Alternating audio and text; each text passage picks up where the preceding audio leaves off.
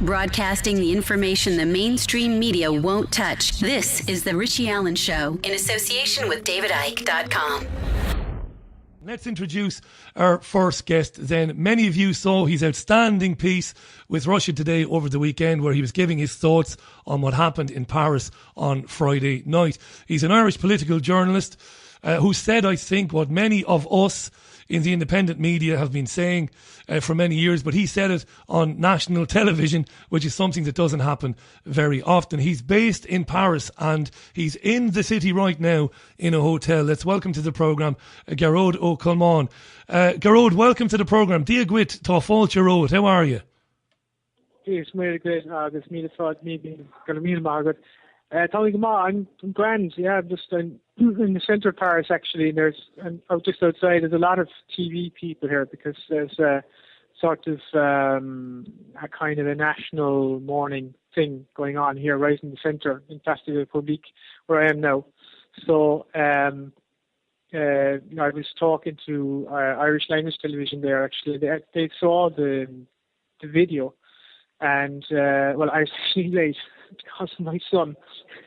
I had to change nappies before I came in, and so I didn't get in time, unfortunately. Right, yeah. So, I actually rang your house and I spoke to the missus, I think, and she said he's not home yet, so that's why we're talking on the mobile.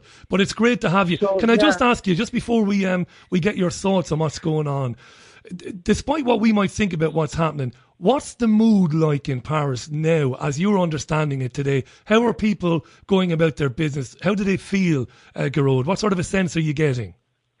Well, it kind of depends. It kind of depends on who you're talking to, because I'll just give you an example. I remember after the terrorist attack in January, I was getting the taxi into Press TV, and it was right in the centre of Paris. It was just after the Charlie Hebdo attacks, and I remember going in and I was talking to the taxi driver. I think he was from Algeria, and we were just kind of engaging in small talk. And anyway, I said to him, what do you think of this whole Charlie Hebdo thing? He said, I don't know. There's all these police around and there's soldiers on the streets, and there's rumours going around. I said, what rumours? He said, there's people saying the Mossad did it. And I said, well, maybe they're right. So he kind of looked around. He said, I said, where are you going? I said, I'm going to Press TV. He says, where? I said, it's Iranian television. And he looks at me again. He goes, well, they're kind of radical, aren't they? Right.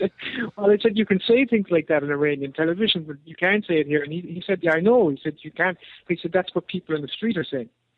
And, in a way, it's kind of, I suppose it's a bit of a cliche to talk about taxi drivers, but, the taxi drivers tend to be very kind of, I'll say, with kind of the dogs in the street, as it were, and they kind of have, particularly in the French community, particularly in the French Muslim community, they're a lot of them, when you talk to them, they know what's going on, but they just have no access to the media. They have no access, but the I talk to students from Tunisia and Morocco, and a lot of them living here, and they could easily have done the 10-minute segment I did on Russia Today. I mean, they're very well informed, but they just have no access to media. They have no access to, any kind of. At the same time, of course, then you have, I suppose the majority of the people of all backgrounds in Europe are just brainwashed to the point of just not being able to think at all about anything in a critical and an analytical way. Can I ask you about that? Particularly in January, with the Charlie demonstrations. I've never in my life seen such a spectacle of stupidity as that. I mean, how could you possibly follow such a thing? For me, I was kind of shocked at, I would have thought at the very least after an attack like that you would at least kind of say to the French government, look, what are you guys doing? What are you doing? Like, why are these attacks happening? Shouldn't you be stopping them at least? I mean, we don't even need to get into notions of false flag and geopolitics and deep politics. But even just the ordinary citizen should at least be saying to the government, "Isn't this your fault? Aren't you spending a lot of money on military and intelligence work and surveillance, and you're still not even able to protect a group of journalists who are supposedly under death threat in the middle of the day in Paris, surrounded by police officers?" Those basic questions I would have thought. But there was nothing. It was just absolute mass hysteria, And you see, the same thing now, But that doesn't mean that there are there are plenty of people who are very, very analytical, but they're just excluded. But, it's a depressing scenario, really. It's horrible. Let me ask you. I mentioned at the beginning of the programme, not for effect, and not because I want to be seen as kind of clever or smarmy, but watching Sky News today, Gearo, talking about, first of all, they were trying to educate their viewers today on how to sing La Marseillaise so that the viewers could watch the England-France game tonight and sing along with the French national anthem. Now, as you well know, Wembley, and funny enough, we know North Wembley very well because we made some television shows there a few years ago. So they've decked out the whole stadium in red, white and blue, white and red, whatever way you want to look at the flag. And I likened what I was seeing today to Leni Riefenstahl from Nazi Germany. I've never seen mind control like it. And I'm not trying to put words in your mouth or put kind of thoughts in the minds of our listeners, but I can't call it anything else, only unbelievable propaganda propagated by a national news network. I've never come across anything like it. You've been a journalist longer than I have. I think we're probably of a similar age. Have you ever seen anything like this, Gearo? Like the current, you mean the current? Yeah, what's going on now? Yeah, the current, today and yesterday. Yeah. Well, I did, obviously, when I was there, I was just talking about January, and that for me was kind of the pinnacle. But this is in a way, this is kind of just, I guess, part two of that. But it's deeply frightening. I mean, what I find about the thing that gets me about terrorism is not some guy coming around, putting a bomb in a metro or blowing up at a hotel or doing something like that. I have no fear of that because that can kind of happen anywhere to anyone. And if you're lucky, you're lucky, and if you're not, you're not. But what I actually fear most is the kind of the second part of the terrorist episode or the terrorist event, which is the aftermath. So that is just so frightening, like the way people react and the way, like I suppose if you put people in hypnosis, you can kind of make them do anything, and it seems that there's definitely the role of the mass media is to just put people into hypnosis once they're in shock. And then, they behave in a totally irrational manner. And I mean, just listening to the radio, I find it hard to do it now, it's just getting so oppressive. After the attacks, one so-called expert on, and Israel is the example to follow. What an example to follow. I mean, how many people are in the concentration camp in Gaza? It's about 1 million. It's 1.5 million, or last figures I saw anyway. How many times have there been carpet bombs in that concentration camp? I don't know. Can you remember how many kids they killed in the last carpet bombing? White phosphorus. It was 500, wasn't it? Well, it's a very good example to follow, isn't it? Yeah. And and so feeding us this, venomous, propaganda every morning. I kind of wonder how many people are going to take that, and then other guys on, saying, "Oh, it's time to give up. It's time to give up your freedom for security." Security from what? Give up your freedom for security. So you get this. I mean, it's getting to boiling point, I think. I haven't had the time. I haven't actually the video that I did in the interview I did in Russia today. For some strange reason went viral. I don't know why, because I've done a lot of videos with Russia today, but for some reason this one seemed to actually break into the matrix, as it were, because I've just been answering kind of letters on the Facebook in the last couple of days, literally just been responding to Facebook. And they're not people like you and maybe a lot of your listeners. They're ordinary people, decent people, who have kind of, I guess, just saw my video by chance and sort of woke up at that moment. And it's literally what I'm getting in the emails and kind of Facebook messages, kind of like. It's very positive. It's very positive, Gearo, because if I can just say, it was so sharp. It was so sharp and it was so pointed. And it was so calm as well and rational. It was so kind of matter of fact. I mean, I think it's just pure fluke, really. I mean, to be honest, I don't think that. I just think that it just happened at the right time, and it seemed to get out into that media space that is normally where there's normally no dissent. You know, because a lot of these people are sending me Facebook messages and saying like, "What should I read?" and where, you know, they're like, you know, where can I find more and so on. No, they're not all like that. There's a lot of them who are kind of saying, "Thank God for the truth," and it's like they knew, right? So there could be people like listening to your show, or people listening to other media outlets. But you know, there's a lot of newcomers. I just see from kind of the people like coming to me on Facebook. There's a lot of newcomers, and it's wonderful, you know, to see that. You know, that you can because that's really all it takes. I mean, it's like there's I think it was 500,000 watched that video. Like, if that happened every day in the alternative media, that would be the end of it. There would be no more terrorism. Like, I mean, you know, within a few years, we would have mass movements that would, you know, that would form into concrete political movements that would literally tear down these structures of oppression. You know, and it's really, I was just talking to journalists from TG there, and you know, she was saying, you know, what should we do? And I said, look, you guys have the power. You've got the cameras and the microphones. And the audience. Give the cameras and the microphones to the people, and everything will change. That's all you have to do. Do you know what's interesting to me, Gearo? What's interesting to me, I mentioned in the monologue, Jeremy Corbyn of the Labour Party did an interview today with a BBC reporter, a lady from Scotland.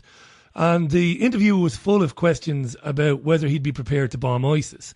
And I was kind of sarcastically saying he isn't getting asked questions anymore about austerity or about poor people or about some of the more eccentric characters allegedly in his shadow cabinet. He's now being asked all the time, why wouldn't you bomb ISIS? Why wouldn't you bomb ISIS? Why wouldn't you bomb ISIS? It's kind of extraordinary. And on the same day, and this is really important for you as much as anybody else, the British Prime Minister today, David Cameron, addressing Parliament, went a step further than he has in recent months. And he said, and I quote, let me just bring it up for you there now. This is incredibly worrying, this. Cameron said that the British government needs to effectively go after those who sow the seeds of extremism but stop short of promoting violence, because they're just as bad. Now, I'm nobody important, right?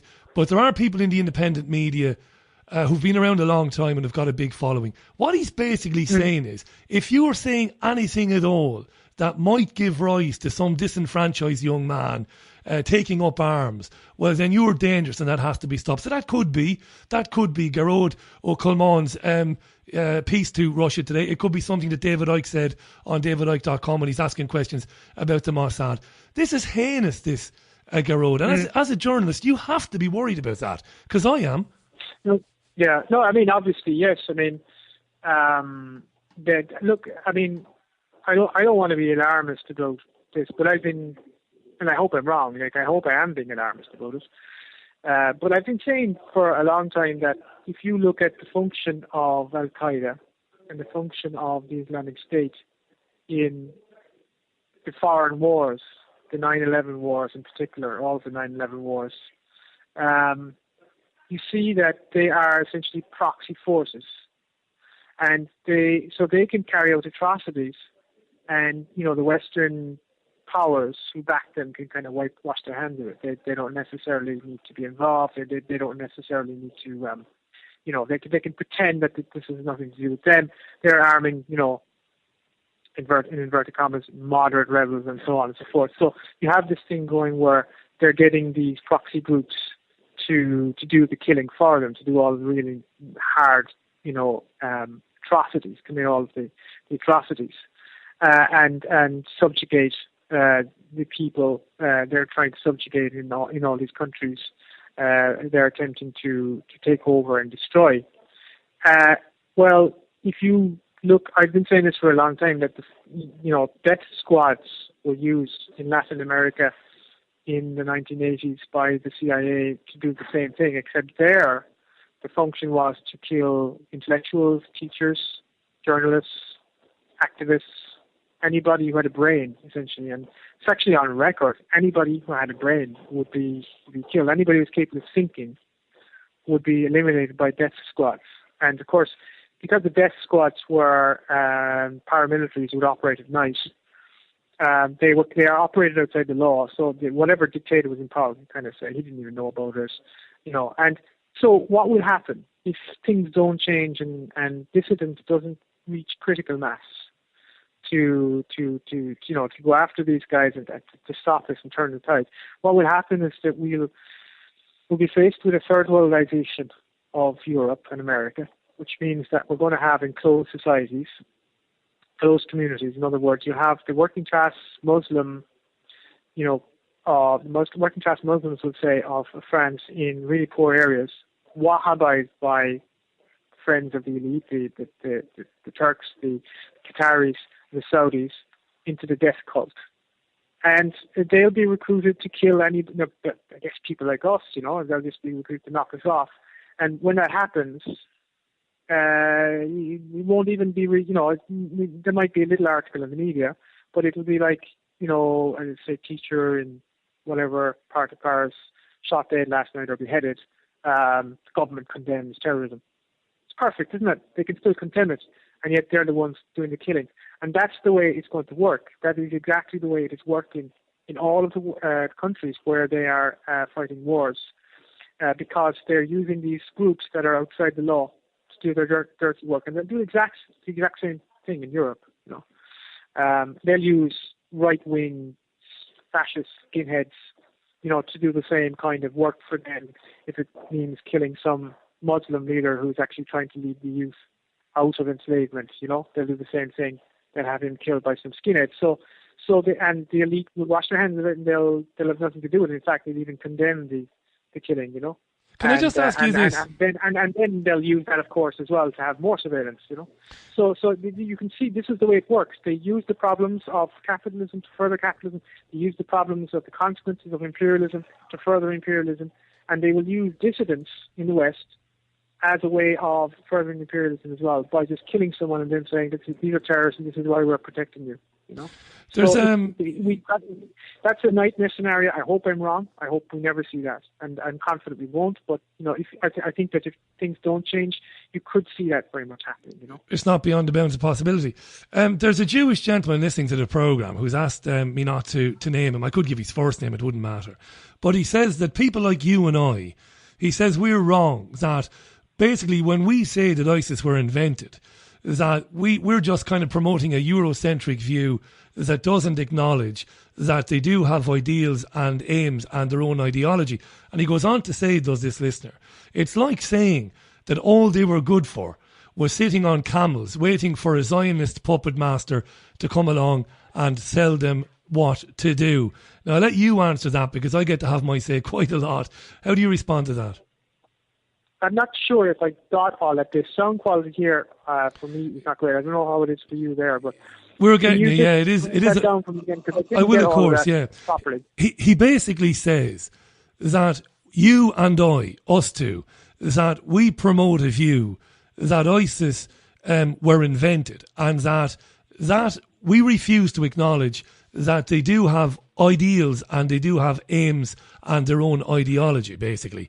We're basically saying, so we're basically wrong. And what he said then was that we kind of think that ISIS were just guys sitting around on camels until a Zionist puppet master came along to tell them what to do. How do you respond to that? Okay. Well, first of all, that point about ISIS having their own ideology.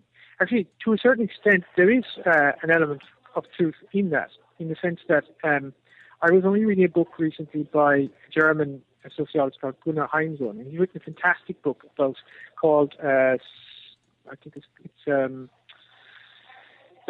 something like Sons and World Power. And it's basically, he's been a major influence actually in Germany in sociology, and has written very interesting stuff about the demographic changes in the world and how they're going to affect politics. And one of the points he makes in the book is that during the 14th and 15th century, by the time the Spanish decided to start conquering America, you had a situation in Spain where you had a population boom. The reason was that they had put restrictions on contraception. Apparently, you could engage in contraception before then. The church got very hard on contraception around that time, around 1490, whatever. And it was around that time that families had extra sons. Like you might say, if you had a family of seven or eight, then you might have 3 or 4 boys. And that, traditionally in traditional societies, the first son might get the farm, the second son or the shop or whatever. And then there's usually the third or fourth son might emigrate because kind of nothing there for him. So he kind of has to go in and almost fight his way in the world and kind of conquer another territory. And so he calls them kind of superfluous sons. In other words, they're kind of there and there's nothing left in that society. Society can't provide anything to them. So they go on, they immigrate. And it's kind of a conquest. Like they have to almost fight to survive. And he makes the point that when these sons, these kind of extra sons, they were the ones basically who embarked on, a venture to the New World.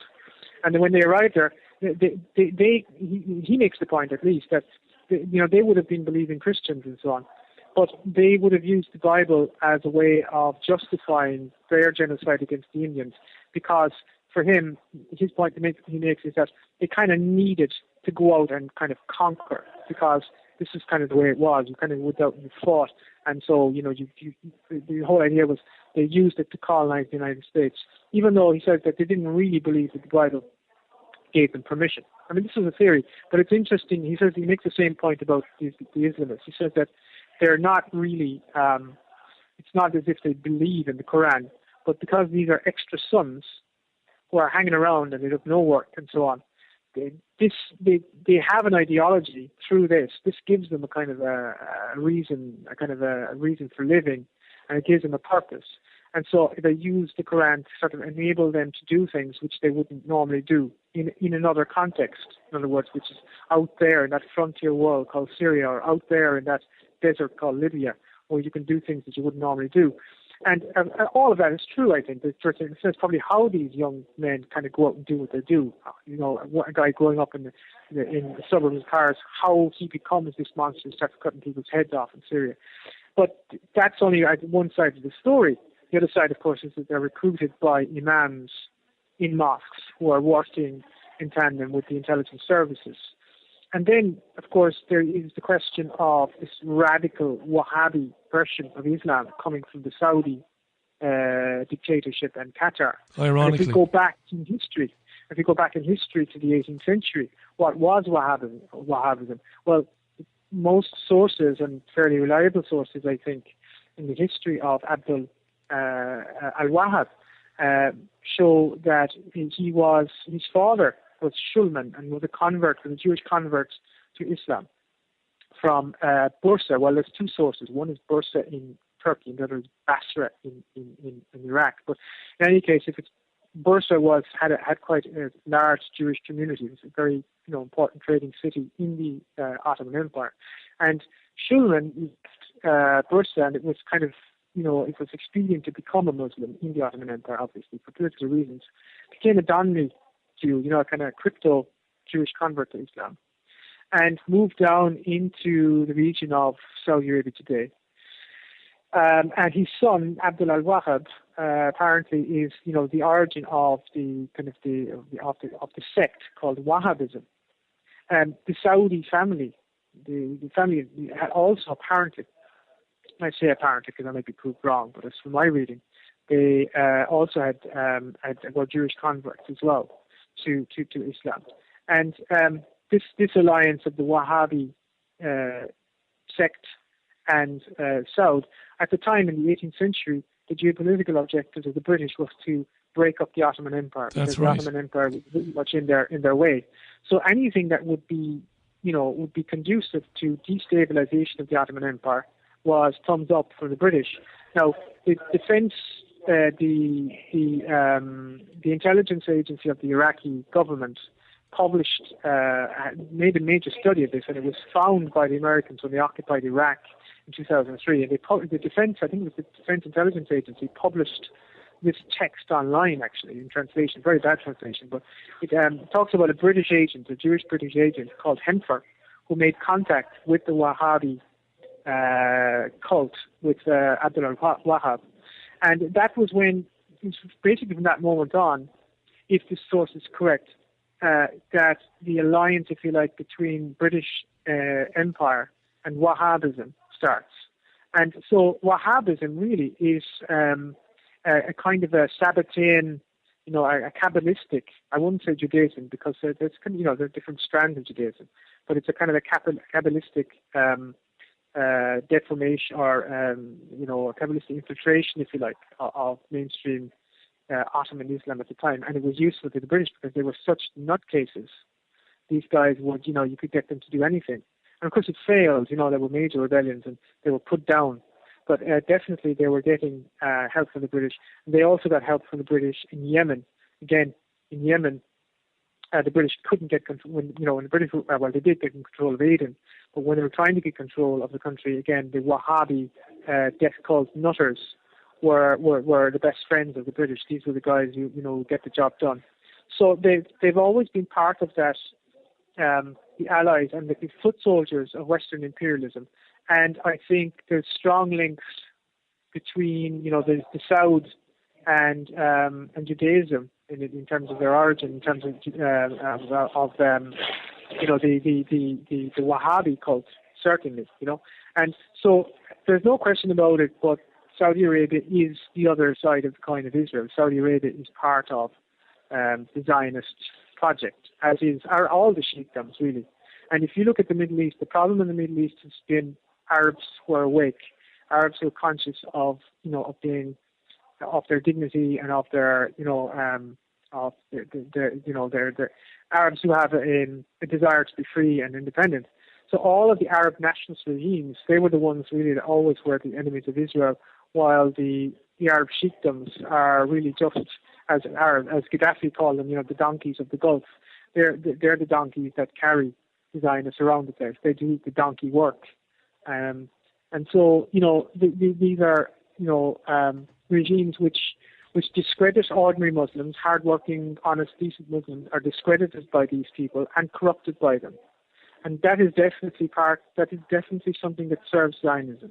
It only serves Zionism. Well, it's interesting. I'll tell you what, Gearo, it's interesting you say that. We're just about to run out of time. Today it was announced, you might not have seen this yet, you might have seen it.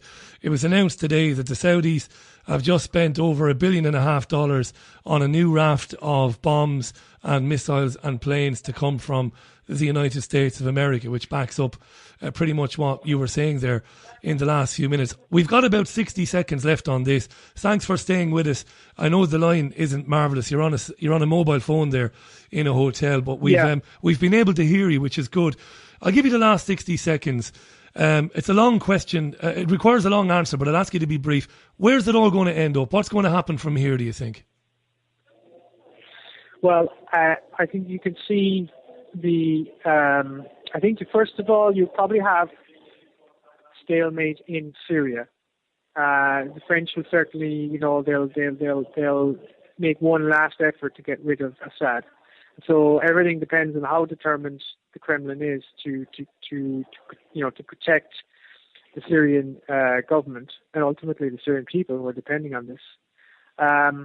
The French will have one last good, but not just the French, but they are, they're the new colonial power. Remember, they were the ones who ruled Syria up until after the Second World War, and so they are the ones who kind of feel that they should be at the forefront of this. They will go for a major bombing campaign. Troops on the ground, I think there will have already been French special forces on the ground there anyway since the start, but I'm sure they'll up that as well.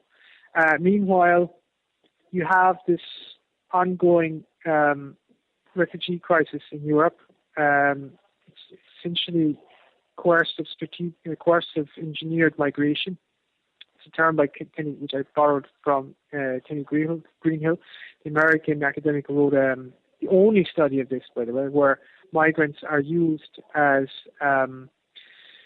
tools and as weapons by one state to destabilize another. And the aim of this current refugee crisis, which is coercive engineered migration, and it's been engineered by the United States, they're actually paying people, they're paying the fares of a lot of young men to come over from the Mediterranean, from Libya and from other parts of the world, is to literally flood Europe with immigration to the point where Europe essentially finds itself in complete mess and chaos.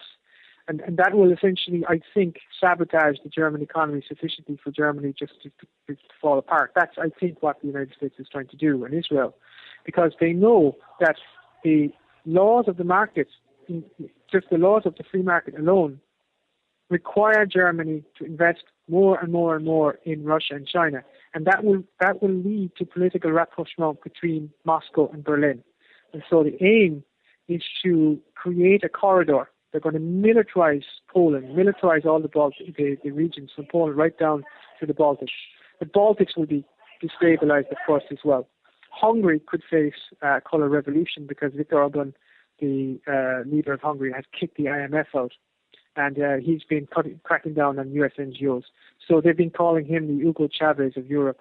And in many respects, he is, even though he's not left wing, but he does have it's a kind of very progressive policies in terms of kicking the IMF out. That's quite an amazing thing. Yeah. So he's a bit of an enemy, and he's basically following logic. He's just kind of saying, look, we can't have, we can't. We're a country of 10 million people, and we just can't. But he knows what's happening. I mean, he said it. He said that the war in Ukraine is going to come to Central Europe. He's on record stating that, and he's right. And he knows what he's talking about because Austrian intelligence have revealed, they revealed to Infodirect, which is an Austrian magazine, that the United States are paying the fares of these boats coming over. Not only that, but they're being provided with mobile phone technology. One of the people behind that is Carlos Slim. He's one of the richest people in the world. His real name is Carlos Salem. He's from Lebanon, but with a name like Salem, I doubt if he's pro-Hezbollah, but let's put it that way. I think we'll have to look into that. He's one of the people who's providing mobile phones, Mobile 1, I think is the name of the company based in Austria, and he's providing mobile phones to a lot of the immigrants coming in. So what's going on? Well, a lot of this kind of stuff happened before the uprisings in North Africa, the CIA-backed coups in North Africa in 2011. You had mobile phone distribution. So there's a lot of colour revolution stuff going on in Europe. Destabilization. You certainly already had colour revolution attempts in various countries. To give you an example, Bulgaria, they had massive anti-austerity protests. As soon as that happened, the US kicked in with a colour revolution strategy, put an end to the whole thing. NATO is now still in charge there. All these countries, particularly these, they're trying to get the hell out of NATO. And they're not saying it, but I think that consensus is building up. So the answer to that is going to be destabilization. And of course, Merkel is not really working. She doesn't give a damn about Germany. But the German industrialists, the people like in Volkswagen, in Mercedes, they want to sell cars in China and Russia. And they're putting pressure on Merkel all the time. And the Americans know that because they're listening to their phone calls to the NSA. They know everything that the Germans are saying. And so Germany is going to get hit hard, I think. The consensus I'm getting from Germany, from my colleagues in Germany, and the research I'm doing, and I have a huge article about this, which I'm going to publish in 21st Century Newswire very soon. Long 6-part article about this, which gives you all the details. Well, Gearo, we'll look out for that. We've got to wrap it up there because we're just about up on news. Thanks for staying with us so long there on the cell phone. We could hear pretty much everything you said, even if you couldn't quite grasp what it was I was saying. But terrific work. Thanks very much for coming on.